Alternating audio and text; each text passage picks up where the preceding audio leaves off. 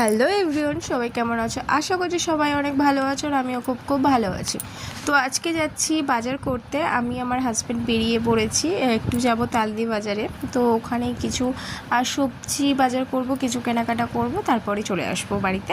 তো যাই হোক, চলো তোমাদের সাথে শেয়ার করি পুরো যে কেমন তালদি বাজারটা কেমন কি। তো চলো।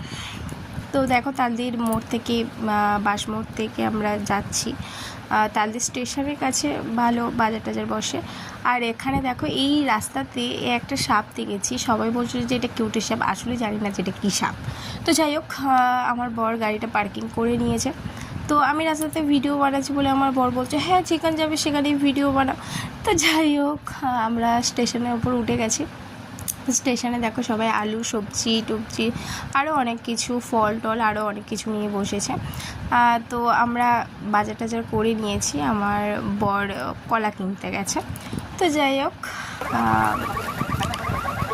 এখানে দেখো ট্রেন আসবে। এবার ট্রেন আসবে আমরা স্টেশনে ওপারে যাব একটু ঘুরতে।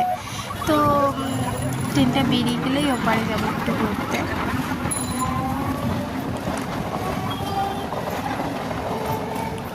তো যাই হোক, স্টেশনের ওপারে তোমাদের সাথে শেয়ার করা হলো না, কারণ আকাশটা প্রচণ্ড হারে মেঘলা করেছিল, যার জন্য আমরা তাড়াতাড়ি বেরিয়ে এসেছি। তো দেখো, রাস্তাতে অলরেডি বৃষ্টি হয়েছে, আমরা ওখানে অনেকক্ষণ দাঁড়িয়েছিলাম, বৃষ্টি হয়েছে, বৃষ্টি হচ্ছিলো তার জন্য।